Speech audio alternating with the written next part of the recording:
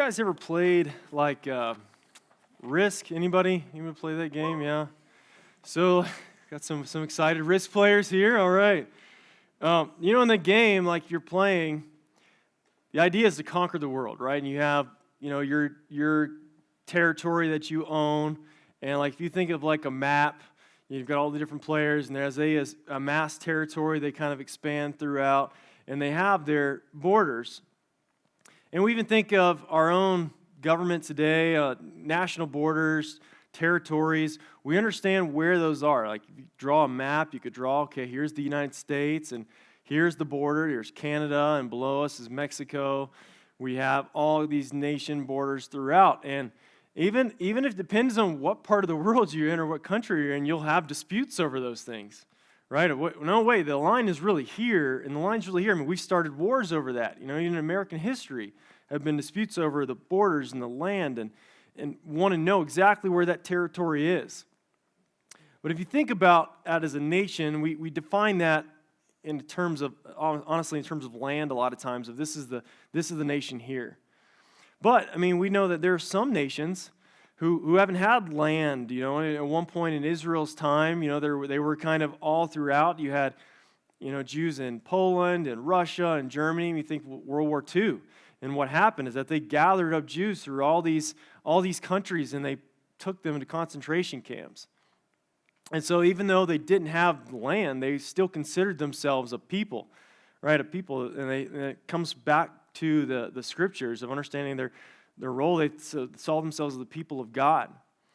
And as we talk today about this idea of nations, as being a part of the kingdom of God, this is a kingdom that isn't defined by borders, right? We don't say on Sundays, all right, Redemption Church, we got the lines here. Here's the nation of Christians at Redemption Church, and here's a little city or something, and then you've got all the churches. Those are little cities gathered all throughout. No, it's not defined in those terms as that. We understand that as part of the people of God. We are defined that by what Jesus has done in our lives. He has made us alive in Him. We are followers of Jesus Christ. We are part of the kingdom of God. And he uses this term, a nation of exiles. We talk about exiles with a purpose in 1 Peter, that as Christians, we are scattered all throughout, and we're exiles on purpose, that God has called us out to be exiles. This is not something we look forward to, but it's something God has called us to. And we don't have those kind of geographic borders, so we realize that if we go anywhere in the world, you can find Christians almost anywhere in the world. There are some places where there are very, very few, if almost none. But in most places of the world, you'll find at least some Christians somewhere. And they may be gathering together. They may be gathering in a house somewhere this morning. They might be gathering under the cloak of darkness tonight, and coming all staggered throughout the day just so that the government won't know where they're meeting. But there are Christians who are gathering all over the place. And those Christians that are there are part of that nation of exiles. And something as we talk about and understand that idea that we are exiles, that we have to understand that we don't have a theocracy. We don't have a place where it says, okay, God's ruling the people and He's making the laws and He's ruling the land. We realize that God has used the nation of His church, right? That we are the people of God. And that idea is kind of hard for some of us to get a hold of sometimes, because it's so easy for us to revert back into, wait, this is how government's supposed to be. This is how a nation's supposed to be. I understand that because that makes sense. But the Christian nation is not like that. It's not an actual country. And it doesn't have borders. And it doesn't have an army in the same way that we think of army today as in the United States Army, United States military. Right? It's a whole different mindset. And it's a whole different mindset shift. And as we talk through this series of Exiles with a Purpose, we have to understand that mindset shift. Because that mindset shift is crucial in understanding who we are to be as followers of Jesus Christ. In a world that's increasingly going all different directions, all kinds of crazy stuff happening all throughout the news, all throughout the world, we realize that we're different. And we have the calling of Jesus upon our life. It affects the way we are to live. It affects the way we are to believe. and affects what we are to prioritize in our life. All because the calling of Jesus upon our life. It changes everything.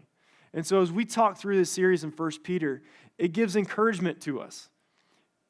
The Christians in 1 Peter, they were suffering. They were suffering from persecution.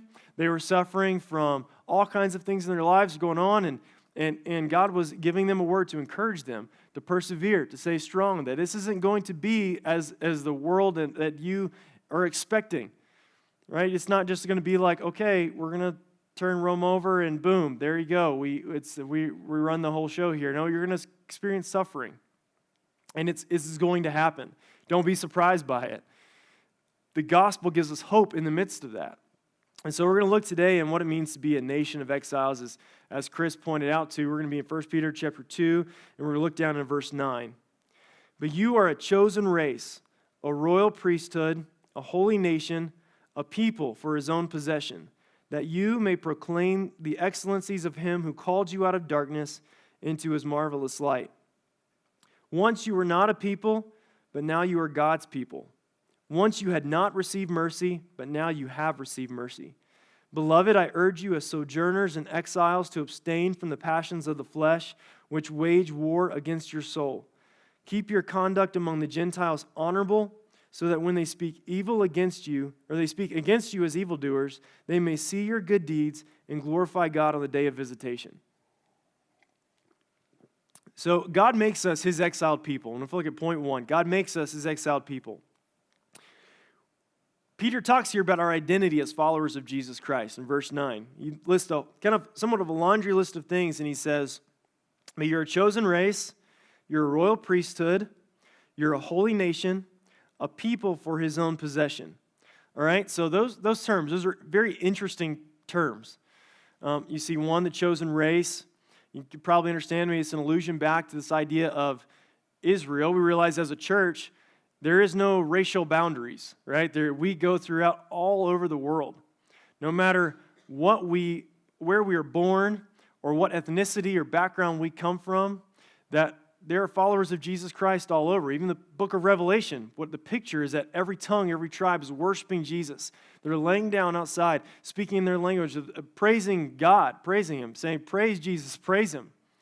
And that's a beautiful picture of the throne of God, and that one day we'll see every tongue, every tribe, every nation around the throne of God, praising him.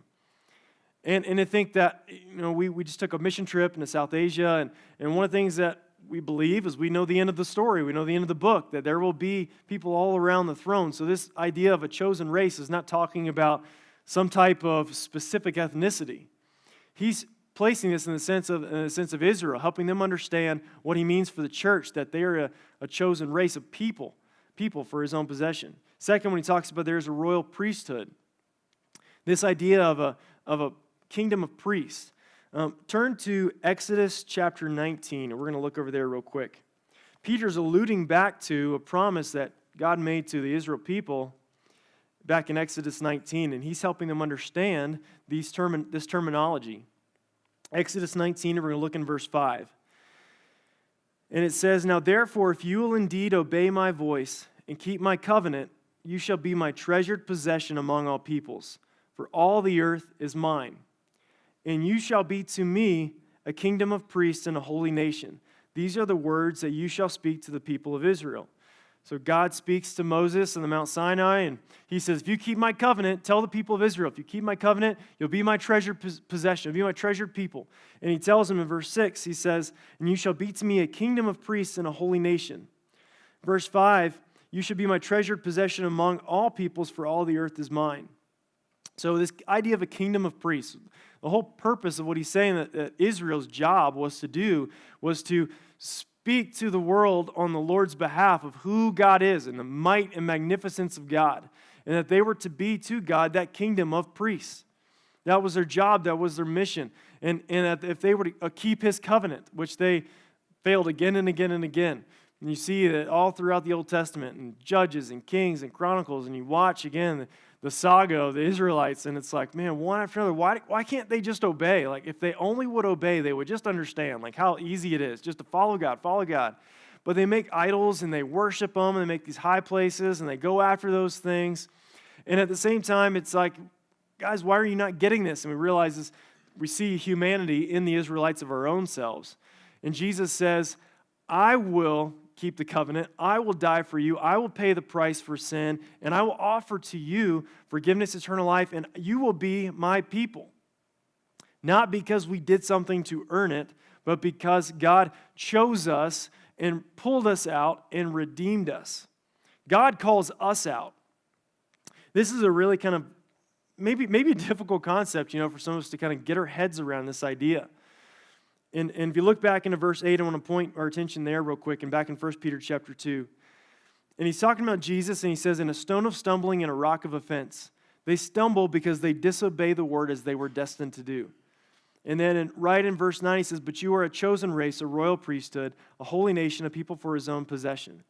He kind of changes flips it a little bit, saying, okay, there will be people who are going to stumble over Jesus. They're not going to understand him. No matter how hard we preach, and or how hard you explain, or how hard you share, there will be people who do not accept Jesus Christ. And God is almost like telling the people that they're going to stumble over Jesus. It's like they can't get it.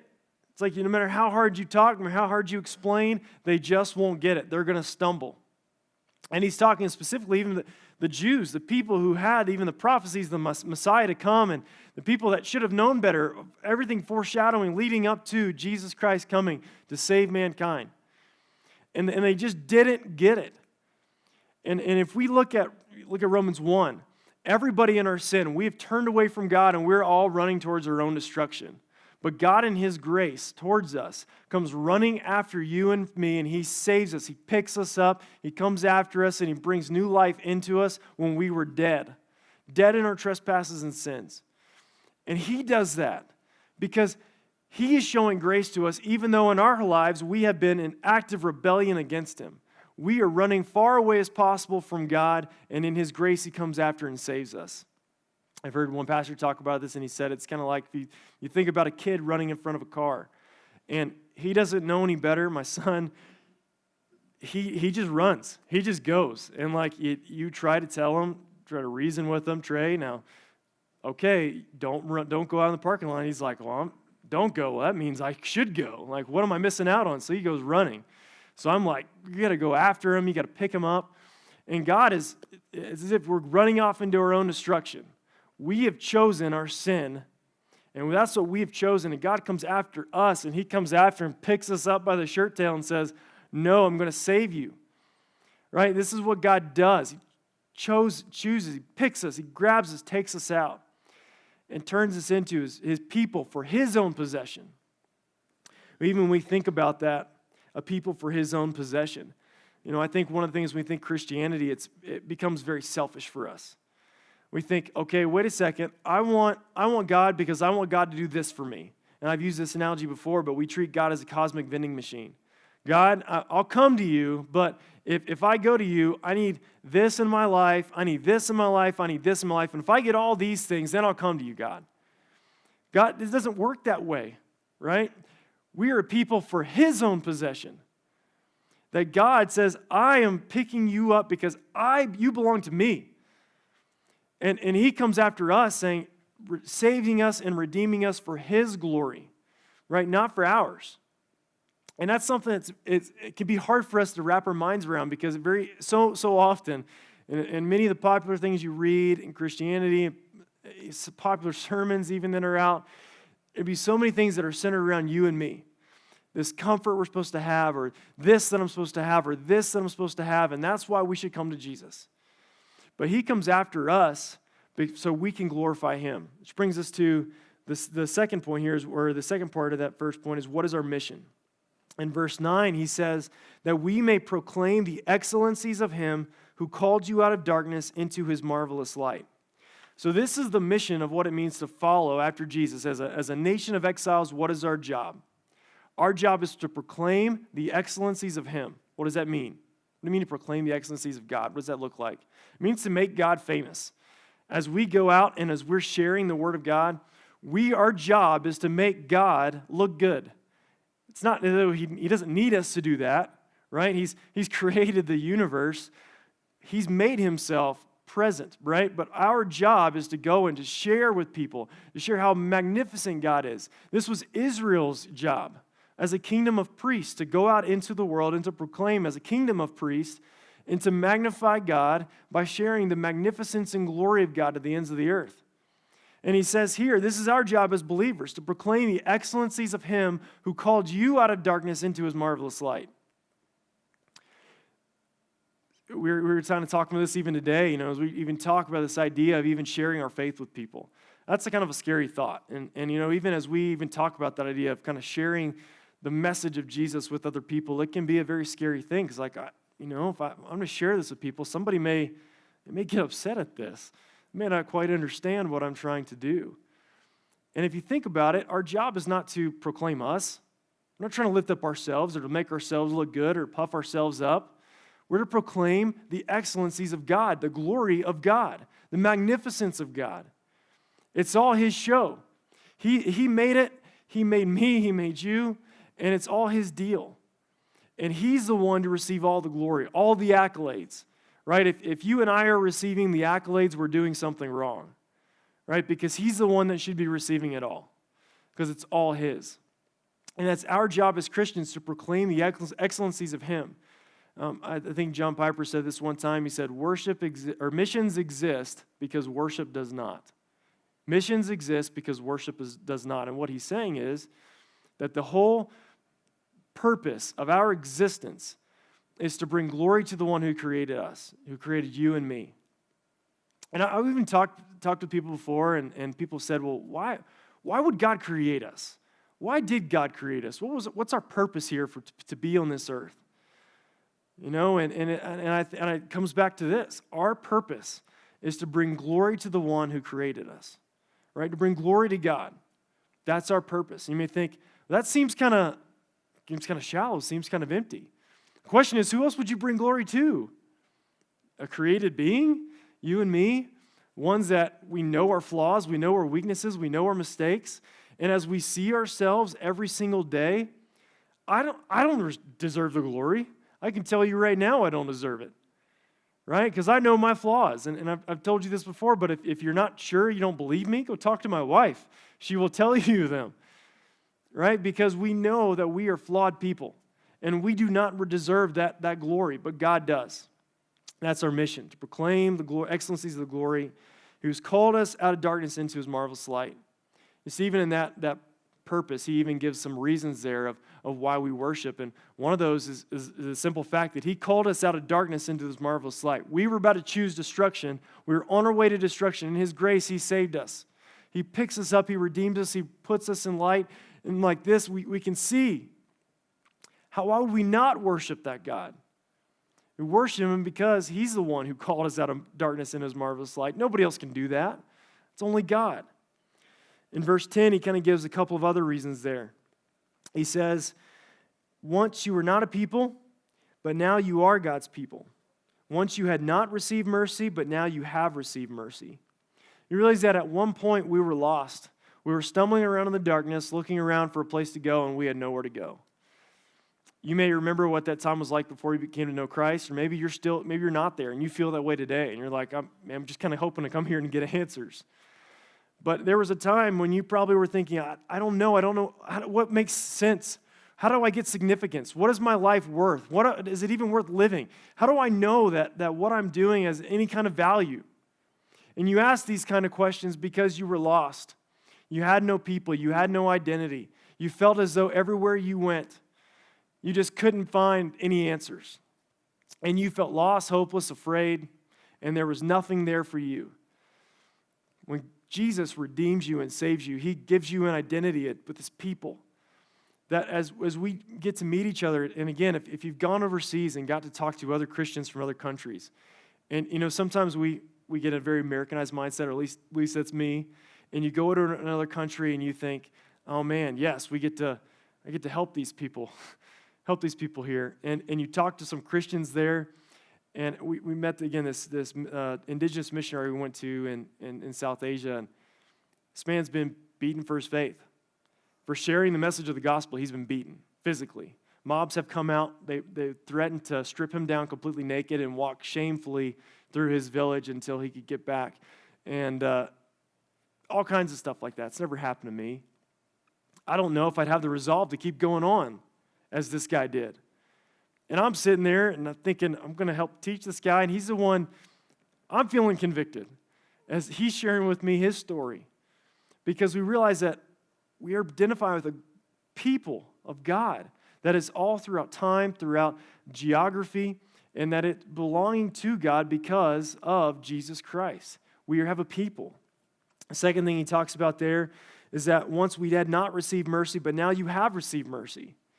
You realize that we were on our way to destruction. We were on our way to our own death and destruction based on our own choices, based on our own volition, based on our own sin. And we were going to receive justice. Have you ever gotten a ticket, speeding ticket, anybody in here? Ever gone before a judge? Okay, a couple, maybe a couple more. You're not afraid to raise your hands? Okay, I'm not going to tell anybody. I have. And I shared a story a while back when I actually had expired registration, expired for, let's say 4 months. I don't know, somewhere around there.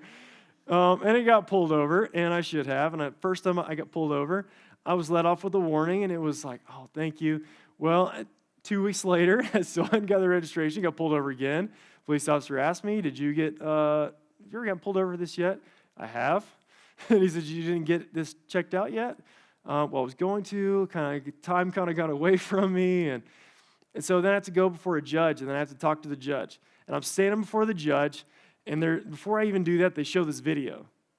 And they show this video about how there's misdemeanors and all these different levels of different things and what you do. And I'm like, wait a second. I think this ticket here is one of those. And it's saying jail time on the video. And I thought I'm just coming to pay a fine, and I go home. And I'm thinking, I got to call Lindsay beforehand, hey, get a lawyer. I might be in jail. I don't know what's going on. This video is just scaring the mess out of me right now. And so I go for the judge, and I'm scared to death because I know, what am I going to say? Well, I didn't realize, you got to get this whole registration thing taken care of. No, I knew what I was supposed to do. I messed up. I screwed up. And so I'm before this judge, and I'm nervous, and I'm standing up there, and I'm trying to talk to the judge, and none of the words are making sense what I'm trying to say, but I'm trying to get this out. And he says, okay, go pay your fine and talk to there, and you can go home. And I'm like, oh, wait, thank you. I'm thinking, yes, I don't have to go to jail. This is great. This is good. I think I'll probably not be a pastor anymore if I'm in jail. I don't know how all that works. That's a whole other thing I got to work out. So as you think, when you receive mercy, when you understand mercy, when you understand that you deserve punishment, but instead of receiving punishment, you receive mercy, that causes you to worship. Right? When we realize that we deserve the ultimate punishment because of our sin, when you get to that place and you realize that you've received mercy from the Almighty, that causes you to worship. It's there's nothing else that could happen to me because I realize that I've received mercy. I didn't deserve it, but I did receive it. It's a beautiful thing. It's a beautiful thing. And Peter's reminding the people of God, once you didn't receive mercy, but now you have received mercy. You're a chosen race, people for his own possession. Proclaim his excellencies. It causes you to worship, and it causes you to want to tell other people about who God is. Because you have been forgiven much, you're going to want to share that forgiveness to other people. In the second point here is that we are an exiled people of war. Let's look in verse 11. It says, Beloved, I urge you as sojourners and exiles to abstain from the passions of the flesh, which wage war against your soul. Keep your conduct among the Gentiles honorable, so that when they speak among you as evildoers, they may see your good deeds and glorify God on the day of visitation. This is another thing that we have to realize. When we talk, Peter uses this language a lot of this war analogy, because he wants the Christians to realize that you have not entered into a Christianity or this relationship with God that's just going to be completely comfortable. Again, going back to this idea that we have of Christianity sometimes is that I want to come to Christ because he's going to come in and make my life more comfortable. All right? I want this, I want this, I want this, and we have our laundry list of things that we want. Even our prayers seem like that. We want, and God's supposed to provide. And God is the provider. He provides us with our needs. He definitely is a part of the heartbeat and character of God. But what we forget is that we are not civilians in this Christian conflict. You know that you military guys will understand that, and ladies in the room, that there's a difference in military and being a civilian job. In military job, if your commanding officer says, hey, you've got to be here, and you've got to leave in 2 weeks to go here, it's not like, well, no, that's okay. I don't want to do that. No, that doesn't happen. You say, you go here. Yes, sir, I'm going, right? You pack your bags and you leave. And the civilian job, if you do something and you're like, no, I don't really like that. I don't really like this job. I'm going to get another one. I resign. It doesn't work that way in Christianity. As if we have that idea of the military where it's that God is our commander-in-chief and he tells us where to go and what to do and where to follow him and to go by his orders and to lead and follow in what he tells us to do in his leadership. And if he says go here, we go. If he says proclaim, we proclaim. If he says do this, we do this because he's God and he deserves all the praise and all the glory. And he tells us what to do. He tells us where to go and where to follow him. Right? We follow after him. But there is a war that is going on. And the war may not be as what you think. He talks about the nature of this war in verse 11. He says that, beloved, I urge you as sojourners and exiles to abstain from the passions of the flesh which wage war against your soul. That you know this, but your passions in your flesh is your biggest enemy you face every single day. Again, January is approaching, and every January you've got New Year's resolutions, and all these people say, well, I'm going to go to the gym, I'm going to eat better, I'm going to do all these things. And, if you start changing your diet, like day 2, day 3, like you see like that like dessert that you really love, maybe it's a big bowl of ice cream, maybe it's a candy bar, something, you're like, man, I really want that. I really want that. And like it's just this war that's going on even from a simple thing like that. Like, how do I resist? I can't. Lindsay got me, I've got a really big sweet tooth.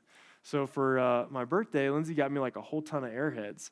But like she didn't give me the whole box, probably because like the dental bills alone would be too high on that. So she was trying to help me. But I found the rest of the box. And she's like, don't eat the box. Well, like, I go by the pantry and I'm like, there's Airheads in there. I'll just eat one. One becomes 7. And then I'm eating them, and then I'm like, oh no, she's not gonna, she'll be mad at me if she finds out. Before I realize it, like the rest of the box is pretty much gone. Like, hey Lindsay, by the way, that box of Airheads you told me not to eat because you're saving it for the trick-or-treaters coming by our door next week. Yeah, I ate all those. So it's this war, right? We know that it's just this battle. And that's just from a really kind of funny example, but there is a war that goes on in our soul every single day. And the things that we want to do, as Paul says, we don't do. The things that we don't want to do, we wind up doing. And we're like, why is this battle going on? How come I can't win? I feel like I'm constantly fighting. I have this desire in my mind to follow after Jesus, but yet, and I realize that sin is wrong and it's bad and it's evil, but yet I still find myself struggling with the same things day after day after day after day.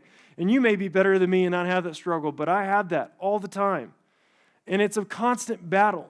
It's a constant everyday battle to continue to pick up your sword and continue to follow after Jesus Christ. Because we realize this battle is never going to go away until we reach glory. Right? When God eventually saves us and redeems us from our old flesh and glorifies our body, we're still going to have this battle. And for us to think that that battle does not exist anymore is going to put us into a terrible predicament, because you will be faced with temptation. You will be faced with that bad day and screwing up and messing up. And when God, I just keep messing up. I don't know what's wrong. And what's wrong is that there's this battle waging war against your soul. It's clear. 1 Peter, he's mentioned this battle is going to be there. It's not going to be gone once you become a follower of Jesus Christ. It will wage against your soul every day. And so for us to think that that battle is gone is to be naive about what's at hand. There is a battle waging against our soul, and the biggest enemy is not the neighbor down the street. The biggest enemy is right within you and me. It's our flesh. It's this desire to do the things that God doesn't want us to do and to follow after our heart that is leading us astray. And when you think about, there's a common notion out there that people say, well, just follow your heart, just follow your heart. And I know what that notion is they're meaning by that, and they mean good by that, but my heart leads me astray all the time.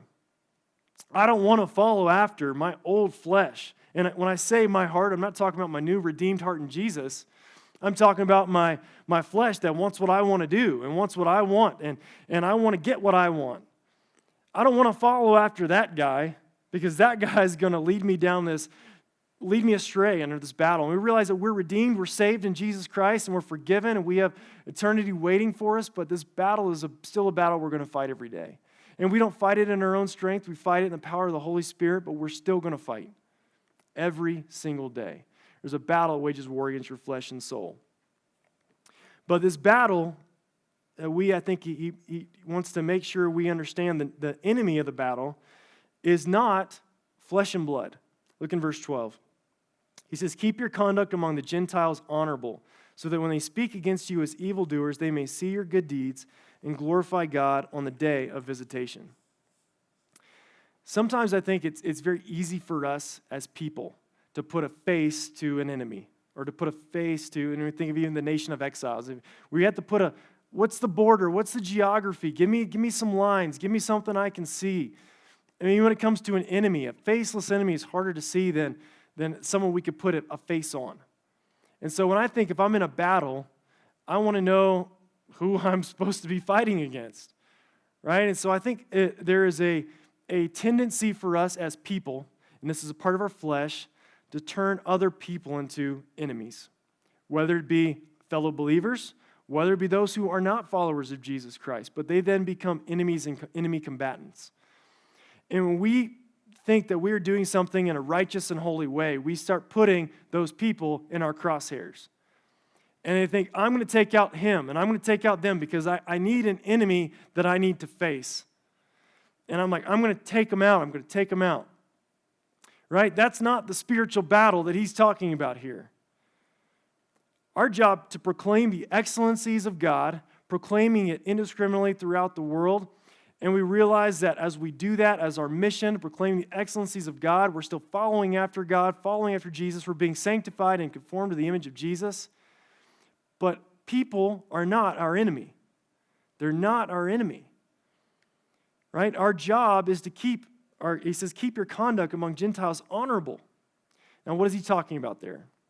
That idea of Gentiles, he's not talking about, you have the Jews and the Gentiles. He's not talking about the actual race of Jew and Gentile here. He's still playing off this theme, calling the church his chosen people for his own possession, a chosen race. And he's saying those that are not a part of that, the church, he's considering those spiritually Gentiles. So he's saying here, those who are not followers of Jesus Christ, that you should keep your conduct among them honorable. Right? That means when we go out into the world, that we are supposed to be different. We're not supposed to act like Christian jerks to people who are not believers, right? We're supposed to live as followers of Jesus Christ and represent the love of Jesus Christ to other people, and that we're to keep our conduct honorable. What does that mean to be honorable? Well, it means to be respectful. It means to have love and kindness towards other people. I mean, a simple understanding of what it means to be honorable, and that's our role and responsibility as followers of Jesus Christ, to keep our conduct honorable. And it's simple to ask that question. I mean, even if you look at in 1 Timothy and Titus, there's qualifications for a pastor. And it says, how do they look to the outside world? Do they have a good reputation in the outside world? And again, that doesn't mean people are going to agree with your beliefs. But are you genuinely a nice person to people who don't believe? Right? To keep our conduct among Gentiles honorable. I think it's easy for us, again, to wage war against flesh and blood. As Ephesians said, we don't wage war. Our enemy is not flesh and blood, but principalities, rulers of the air, spiritual forces of darkness in high places. And we see that those are the enemies. It's our flesh, it's Satan and his power, but it's not other people. That's a trap Satan likes to focus our mind on and take our mind off the goal and the prize and what we're trying to do. But that's something that constantly will rear its head up against us. And what does it say about that when you do keep your conduct among the Gentiles honorable in verse 12? So that when they speak against you as evildoers, they may see your good deeds and glorify God on the day of visitation. So two things there. One, that doesn't mean that they are going to say high remarks to you all the time and compliment you and say really good things to you. There will be people who disagree with us so much so that they, even in some parts of the world, they will take your head off for what you believe. right? And if you look at what ISIS is doing systematically throughout Syria and Iraq and all the Middle East, that if they come across a follower of Jesus Christ, they're putting them up on crosses, they're chopping their heads off, they're raping women and children, and they're doing all kinds of despicable manners of evil against them. Because of that, they're followers of Jesus Christ. And that there will be people who will speak against you for what you believe as a follower of Jesus Christ. But when they do that, as Jesus did, our job is not to come back and mock them in return, but to be honorable among them and to be good to them, to pray for them, to do good to our enemies. That's what a follower of Jesus Christ is to do. And that as we do that, what God is saying here through 1 Peter is that when they speak against you as evildoers, they may see your good deeds and glorify God on the day of visitation. That as you live honorably, you are again proclaiming God and the magnificence of God to people who don't believe. The more that we do that and understand our role as followers of Jesus Christ, we are sharing the testimony of Jesus Christ through our behavior. And that our job is to verbally proclaim, but as we do that, our life isn't apologetic for what we are proclaiming. That as I say I believe I'm a follower of Jesus Christ and only He alone can save you, but then I go and act like a jerk to a person, I'm not being a good apologetic of what I'm saying. It's not backing up. And so we are to do good deeds and live, and not in a fake way, not in an ungenuine way, but in a genuine way, love people as we share the gospel with people so that they understand who God is and who the Lord is. I don't know where you are today, and maybe maybe you're one of those who kind of has a hard time with understanding this whole idea of being an exiled people. That God has made you, He brought you alive, made you alive, and He's made you alive for a purpose. And maybe you're having a hard time seeing that your purpose, to proclaim God and proclaim the gospel to people who don't believe. And now our job is to live as a magnifying glass, as a mirror, pointing people back to God. Not to glorify ourselves, but to glorify God. And maybe you're struggling with what your purpose is. If you want to know what your purpose is, it's that. It's glorify God in everything that you do. Whether you're a janitor cleaning toilets, or whether you're a pastor, or whether you're a missionary, or whether you have a teacher, or whatever other job you have, whether you're a father, whether you're a husband, whether you're a daughter, whether you're a son, whatever you are, neighbor, in all the roles that we serve, is to glorify God in. And maybe for us, it just is a refocusing. Maybe for you, that's just a refocus back onto our mission and our purpose. For others in the room, maybe you have a hard time just realizing that we're at war, and we have this war that we're fighting. And maybe that war has shifted, and it has not been your flesh, it has not been the enemy, but it's turned to people. And maybe that's kind of a refocusing for us. Or maybe you have a hard time with the whole idea of being bold, and that's a scary thought, because boldness brings about all kinds of weird feelings, and what are people going to think of me, and all those kinds of things. I don't know where you are today, but if God is speaking to you about one of those things, and you'd like to talk with me in the back or something else, I'll be in the back as the last song is played, and I would love to talk with you. Maybe you are not a follower of Jesus Christ, you're not a part of that nation. But God is speaking to you. God is convicting you right now as we've been talking and sharing of your sin and your need for Jesus. I would love to talk with you in the back. And so if any of those things are there, I'd love to talk with you. I'd love to pray with you. Let's pray.